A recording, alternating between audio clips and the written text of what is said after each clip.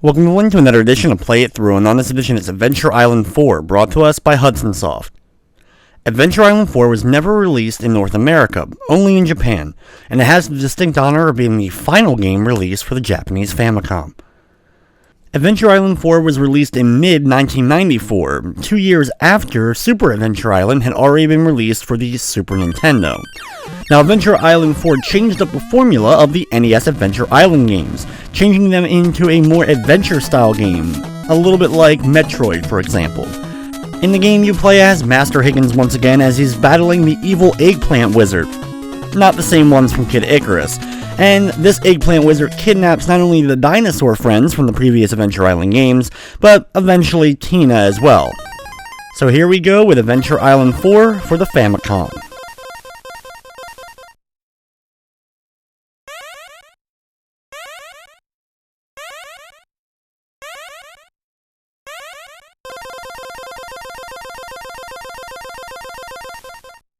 Now, like a lot of the other Famicom games I have played, I am playing a fan-translated version, so you'll be able to read all the text. When we start off the game, Tina waves a goodbye to us, and we're going to be traveling over to the right side and enter inside this door. There are many different doors throughout the game, and my goal for the game is to take the most direct path to get through each of the areas. Now, you'll notice at the bottom of the screen, you have a fruit counter, and in the lower left, when you collect 8 fruit, you get 1 heart back. Right next to that is your hearts, and you start off with 2 hearts, which is what I will have throughout the game. However, you can find heart containers similar to the Legend of Zelda in order to boost your count. You have half heart containers and full heart containers.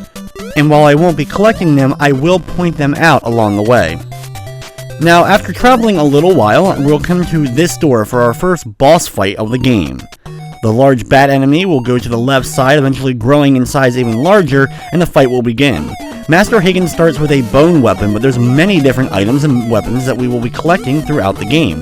Defeating bosses and mini-bosses will grant you new items. For example, after we're able to defeat this boss, which is a rather simple boss, you'll start off on the left side, fly to the right, and then go up and down a bunch until eventually repeating the process by going back to the opposite side. Once he's defeated, we'll get the hammer item. The hammer is the first weapon that we can get. Now, the hammer, while powerful, is really kind of worthless to us. It attacks so slowly, it's really not that useful for taking out most enemies. But you must get the hammer in order to break open that block just a few moments ago, so that we can move along in the level. Just like with Metroid and other adventure-style games, you'll be collecting different items and weapons, and then these items and weapons will allow you to enter areas you previously could not do so. Now, inside this first little cave area, there is an underwater segment we won't be going down. You can go around, eventually making to that egg, which does contain some health.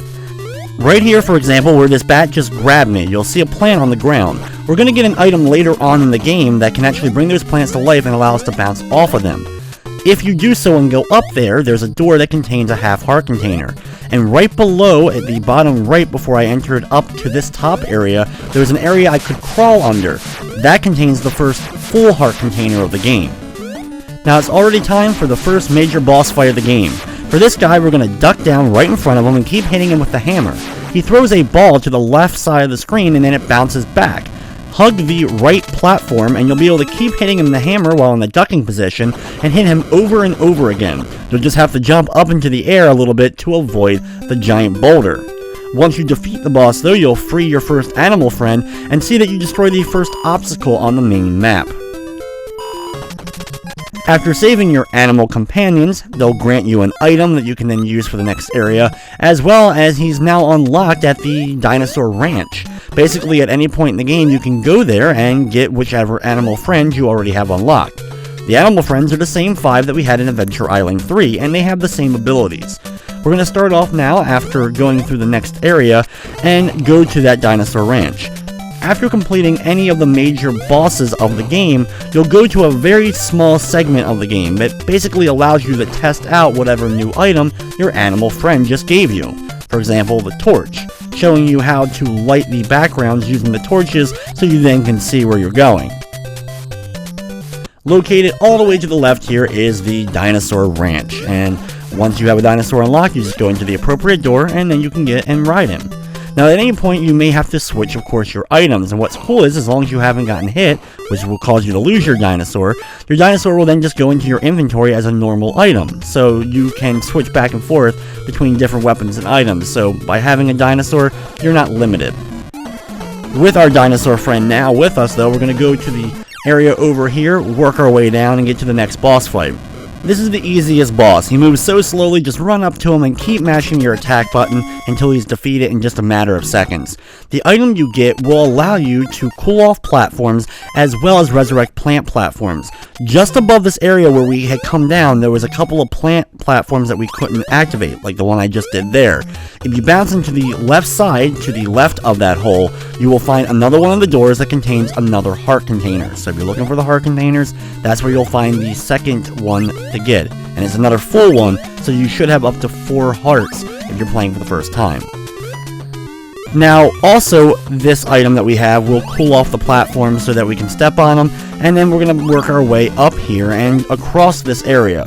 Now, since my dinosaur friend hasn't been hit yet, he is currently in my inventory, you can use him to really help you throughout these areas because the lava that's flowing below us won't hurt us while we're riding him. However, flying lava from above will always still hurt us. There are plenty of other items and stuff to get in the game, a lot of which you get through mini-games, and I won't be really doing the mini-games except for the essential ones that you have to do. And basically these will come down to a lot of button pressing and a lot of button mashing in order to win the different mini-games against the various enemies of the game. Some of the other items I won't be getting in the game include the Honey Girl, which a Honey Girl can be very useful because basically what happens is like a potion or a fairy would be in Legend of Zelda. You end up losing a life and then she will resurrect your full health. You also have a compass that will show you where to go. You'll have health potions as well as just regular hearts that you can get 1 heart back from. After traveling in the volcano area for a little bit longer, it's time for the next big boss battle of the game. Stand on this right platform and start blasting this guy with our dinosaur friend. After a while, you'll be able to make him explode. He'll probably get 1 or 2 projectiles off, which are pretty easy to dodge. He'll then split off into 2, with 1 on the bottom and 1 on the top. Since the top one moves first, you can just keep mashing the attack button to destroy the bottom one, and then when the top one finally comes back, you can then attack him and get rid of him. You'll then have to deal with 4 small ones, and basically these will rotate for a little bit in a circle, and then fly across in a figure 8 pattern back and forth. It's a pretty easy pattern to dodge, just make sure that you watch out for when they come swooping down at you from that right side, and then they go around the left platform. Either way, a rather easy pattern to be able to avoid, and especially if you have your dinosaur friend to help you out. With just Master Higgins, you'll have to do a little bit more crafty dodging in order to survive the fight. But once it's taken care of, you're going to get our blue dinosaur friend saved, as well as get our next item, which happens to be the Snowboard. Now the Snowboard is of course useful for, well, gliding on the ice and snow of areas, and that's what we'll get to test out here during this little segment. While these segments are kind of weird as they end up always leading back to the beginning of the game, they're very cool though for testing out those items that we just got.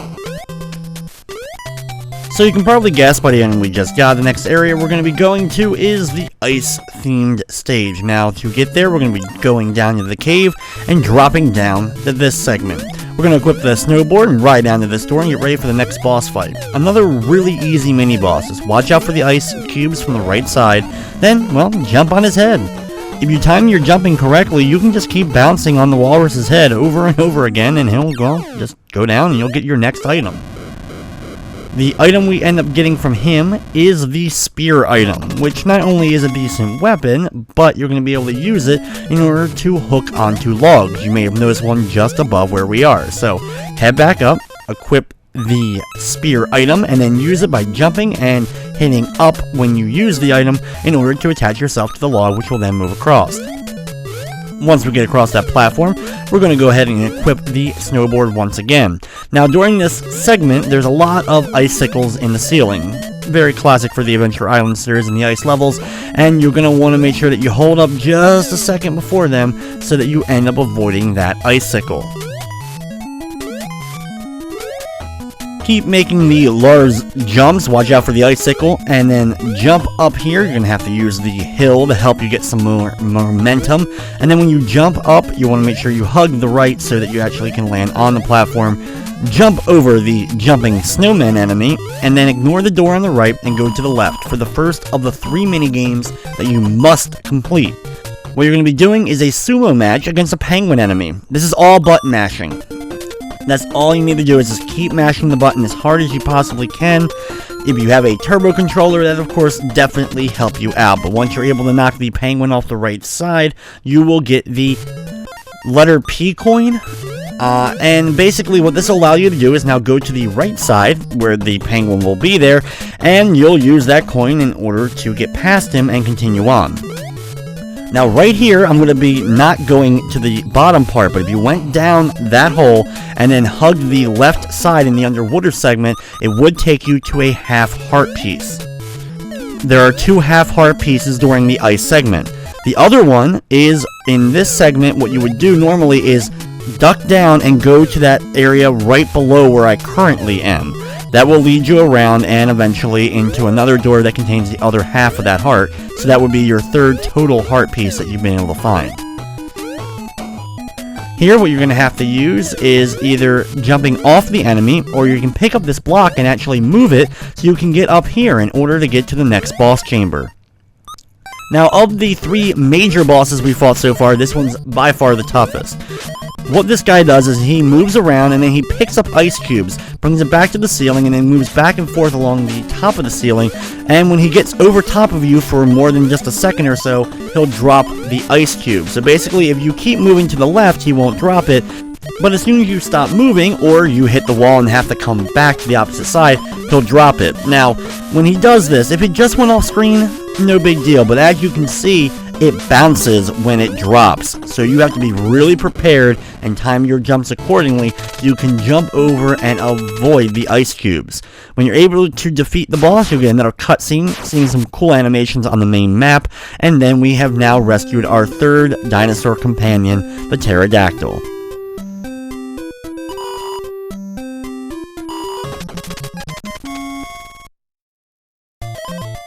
For rescuing the pterodactyl, we of course can get him from the Dino Ranch, but also more importantly, we have the umbrella item. The umbrella, you can see, well, it allows you to glide over pits. And we're going to be needing this, of course, to help us out in the upcoming area.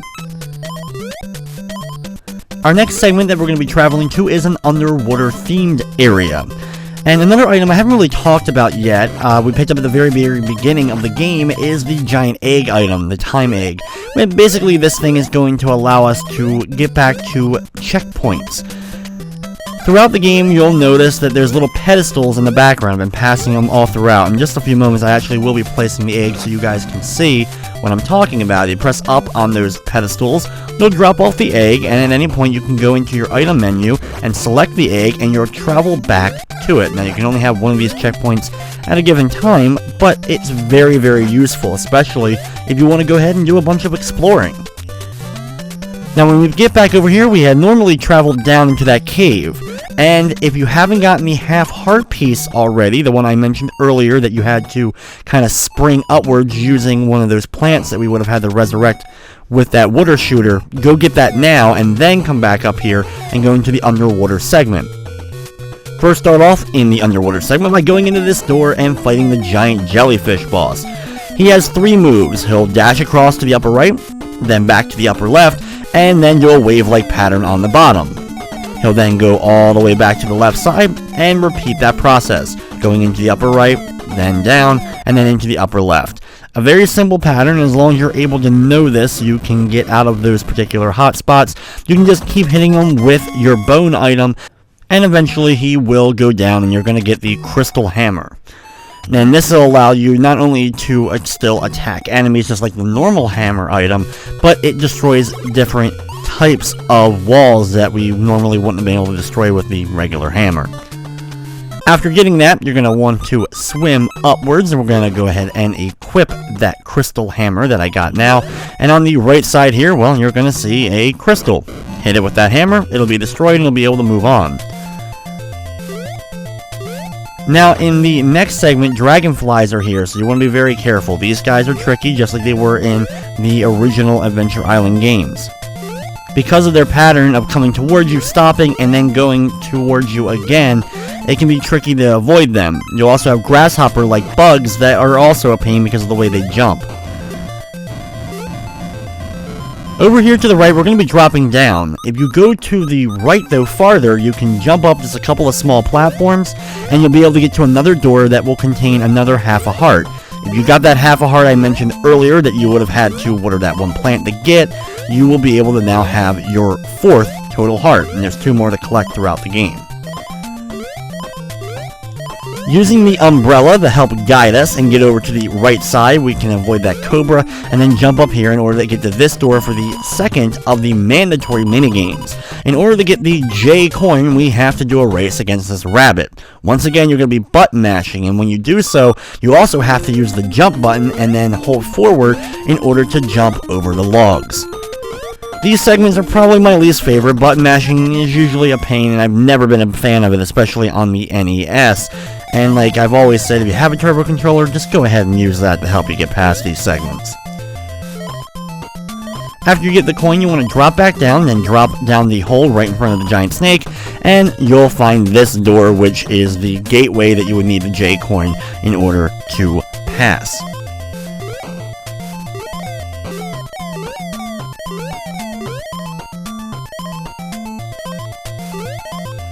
One of my favorite enemies in the game really isn't too much of a problem, is the Monty Mole-esque enemies that carry the little diamonds over their heads. I also like how the snails pretty much change up when you get to new areas. For example, we're in like this crystal-themed area, so thus these giant normal enemy snails actually kind of have like a dome on their back. It gives them a really cool look. We're going to bounce up here using the plant, and then you want to equip the umbrella so that you can actually get to this small platform and then jump up here. When you make it to this platform, be very careful though, because there is going to be a grasshopper being pretty darn aggressive coming towards you. Take your time while floating. If you do end up dropping, you're going to have to go back to the beginning and work your way across this once again. After gliding for quite a bit, you'll be able to drop down here. You want to equip a weapon so you can take out this snail and then work your way across the bottom.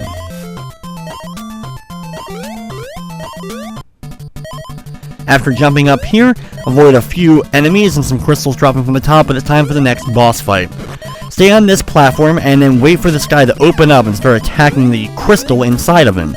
He's going to send a beam up to the ceiling, which will then drop a giant crystal down at you. He'll go to the right side and then repeat the process, and then eventually go to the center, where he'll do 2 crystals in a row. Not a very tough boss, but just like with the last boss who drops the ice cubes, the crystals bounce when they hit the platforms, and because of this, you're going to have to maybe get 1-2 hits and then get away from it so that when the crystals bounce, they don't end up running into you. When that second crystal ends up getting formed above your head, you'll usually have to do some pretty tricky maneuvering in order to get in between the crystals so that they don't end up hitting you on their bounces or landing directly on you. Once the boss is taken care of, though, you will rescue our wonderful Plessy friend, who has been a great help to us in previous Adventure Island games, and we will get the surfboard item. Then we're going to, of course, equip the surfboard and ride across a pretty large section of water before reaching the end and, of course, starting back at our hut.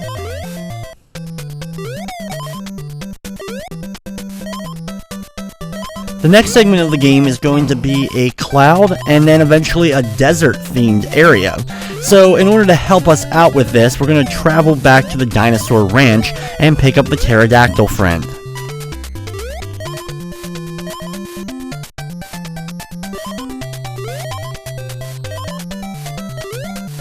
Since the Dinosaur Ranch is really kind of out of our way and we end up only getting 1 hit with them before we end up losing them, I don't usually come back and pick up the other dinosaurs in order to help me throughout the game, but it's still very cool that you can get them at any time you like as long as you're willing to travel.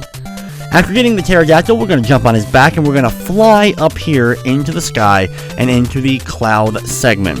We're going to ride along the top here, along the clouds above us, Watch out in case there's going to be a snail trying to come at you. These snails, just like the other ones before, have been changed up a bit as they turn into wheels and actually come gliding and flying across at you. Eventually, you'll make it over to here and find yourself at a door. Once inside, it's time to do the third and final of the mandatory minigames. This one is just a simple race and another simple button mash. Use the turbo button or get your hands ready so that you can eventually beat this fox enemy and get the D coin. Once you have the D coin in your possession, you go back to the right and you can just drop down this opening. Once down here, I'm going to re-equip my pterodactyl companion. Watch out for the clouds and the bird enemies that are coming at you, and then fly along the top, and you can fly up here as well. Along this whole segment is a whole bunch of fruit, so if you're a little bit low on health, you'll definitely be able to grab some fruit in order to get that back up. Then go into this door and you'll find the fox guy, and as long as you have that D coin from just a little bit ago, you'll be able to bypass him. Once you've done so, we're going to fly once again up into the air, and as long as we're moving relatively quickly, the clouds won't do anything to us, they won't fire the lightning bolts, and the bird enemies are a little bit of a pain, but you can usually kind of easily see them coming. At any point, you can work your way downwards into the desert-themed stage area itself, featuring giant scorpions as well as larger birds, the condor enemies. We're going to drop down into the opening on the far left and then come back up the other side, watching out for some tornado enemies below that. As long as we're able to keep a pterodactyl, we should be good. At the end of the desert-themed area is a giant pyramid, the most confusing area of the game. Right here, you can go up this very first ladder, go to another door there, and it's a very tricky room, but if you're able to get through it, you'll find a next giant heart container. So you should be able to have 5 at this point in the game. This area, though, like I said, is very confusing. There's a lot of false walls and a lot of entrances. Follow the path that I do in order to get to the mini boss that we need to take out, and then eventually to the main boss of the area. While the pterodactyl isn't necessary for getting through these areas, he definitely helps out. Enter inside this door and get ready to battle the next boss. This is basically kind of a rematch. This is a giant bat enemy, but this one's a skeleton version of him. He hovers up and down, then he'll fly to the opposite side of the room. When he gets to that opposite side of the room, he will fire little bats at you. If you can time your hits correctly using the pterodactyl, you can actually destroy the little mini bats as soon as they end up coming out of him, but you have to be kind of like hovering right over him. Either way, it's the same basic battle, just with those little bats as a nuisance, and once you're able to defeat the boss, you will end up getting the boomerang weapon, which will be familiar to those who have played the previous Adventure Island games. With that item, we're going to head back down here and head back through the previous few rooms. The boomerang works rather well, of course, throwing out and then it will be able to return to you, but you won't be able to throw it out again until it does. Now use the boomerang in order to hit this switch. That's the purpose of having it, pretty much just to hit that one switch. Other than that, you can choose whatever weapon you would prefer to use throughout areas. Now over here, you can use your pterodactyl if you still have them, or you'll have to use the water thing on the plant so you can get up here. Now, there's a couple of segments like this in the game where you'll basically be rolling on a giant rock or ball and over a large portion of spikes, which gets a little bit tricky, so that's why the pterodactyl definitely helps out having him here. Unfortunately, though, with the pterodactyl, you can't go down ladders, so you'll have to switch out of him and then eventually go back to him whenever you get to an area past the ladders. We're going to use the boomerang to take out the enemy here, then go on to these small platforms which will fall, jump up, and then go down this ladder. Then hug the left so that you can go through another one of the fake walls, then through another large series of fake walls, ignore the little pit here, and go down the ladder next to it. Once down, more fake walls, go through, and then choose the middle ladder so that you get to the opening. You'll then have to climb up these statues. As you can see, they do fire out fireballs every few seconds, so wait of course for that fireball to dissipate before attempting to make the next jump up to the next statue. Just a little bit though, you'll jump up again and it's time to enter the boss chamber. This is the probably toughest boss in the game. This guy is a large eyeball and he sends his fist out at you, which move really quick and can be extremely hard to dodge and be prepared for. He'll then also, his whole body will end up moving to another side of the screen.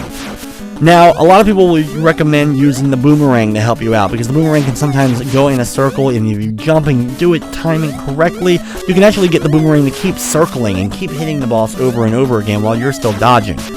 I'm not the best at this, so usually I go with what I'm guaranteed to make hits with, and that happens to be, unfortunately, the bone item. And because of this battle will be pretty lengthy, but I feel like this gives me the best opportunity to be able to hit and still dodge out of the way. Either way, whatever you prefer, it's also going to probably be a pretty lengthy and long drawn-out fight, so just keep hitting them. Don't try to get too cocky and keep trying to hit them and trying to, avoid those fists when they already are coming at you. Hit them once or twice and then immediately get away so that those fists come and you'll be able to be far enough away already. When you get to the pink portion, though, he changes up his pattern, thankfully, to just firing out 4 projectiles in a row, and because of this you can kind of do just a back and forth left and right pattern over and over again, easily avoiding those blasts, and then be able to get up on a platform, hit them, and then go back to the opposite side. Once the boss finally is taken care of, though, we end up freeing our Rolly friend, one of my favorite dinosaurs in the series, and we also get, well, the famous skateboard item. Thankfully, the skateboard item doesn't end up being lost once you run into any of the walls.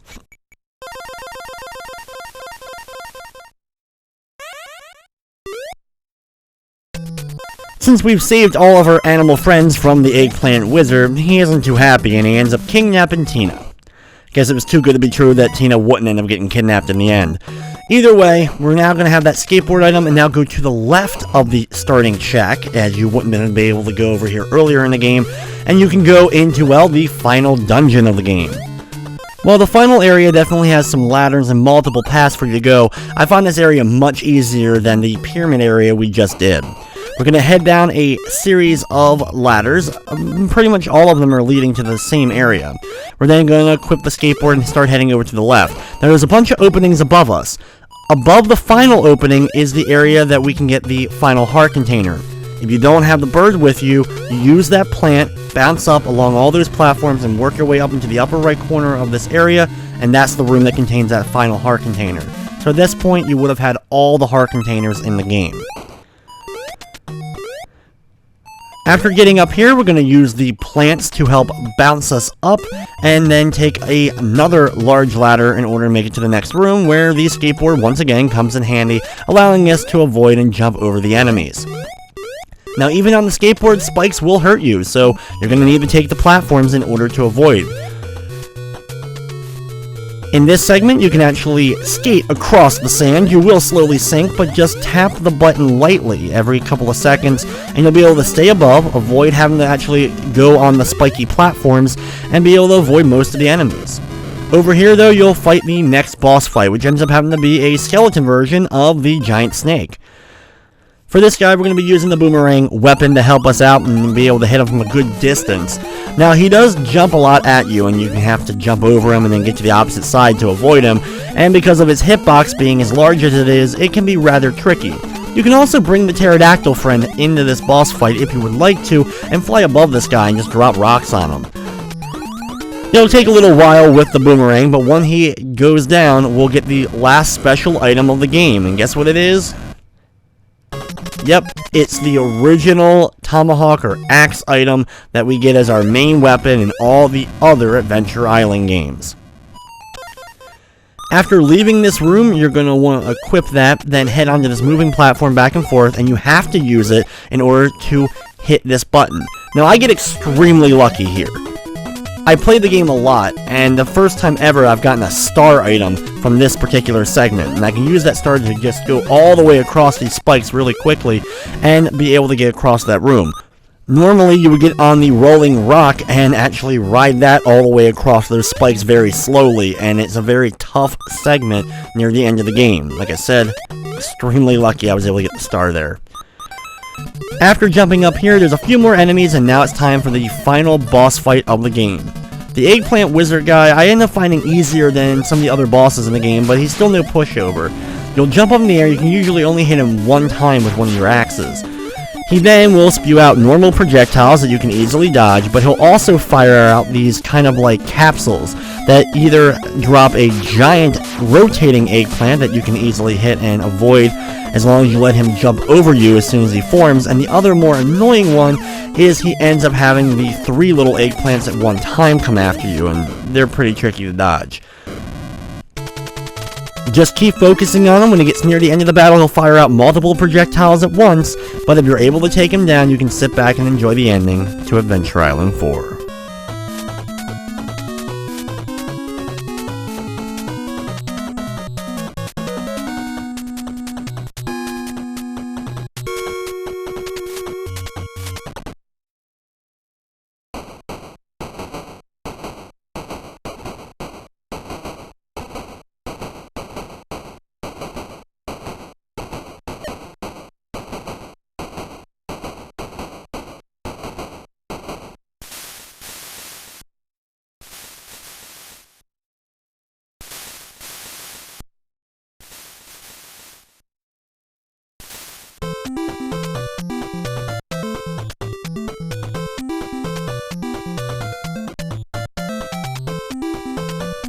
So there you have it, Adventure Island 4 for the Famicom.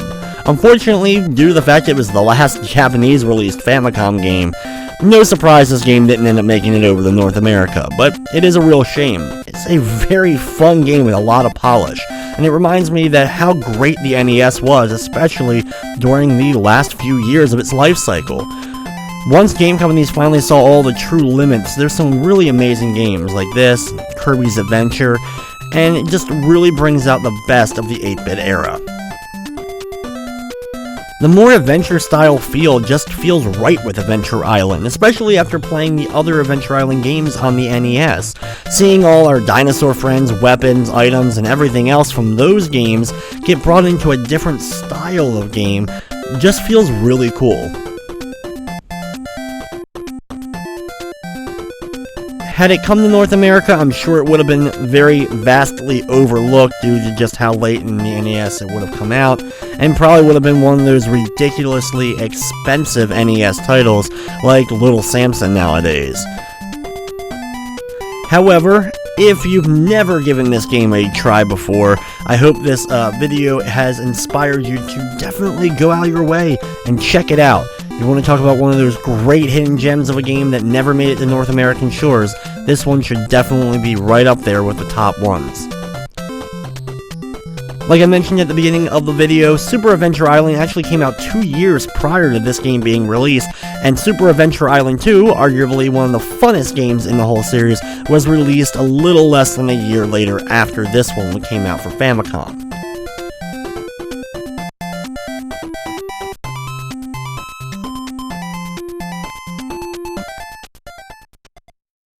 At the end here, we get to see the presented by Hudson Soft screen at the top left, and Master Higgins and Tina can once again just kind of relax and take a nice little vacation on the beach here.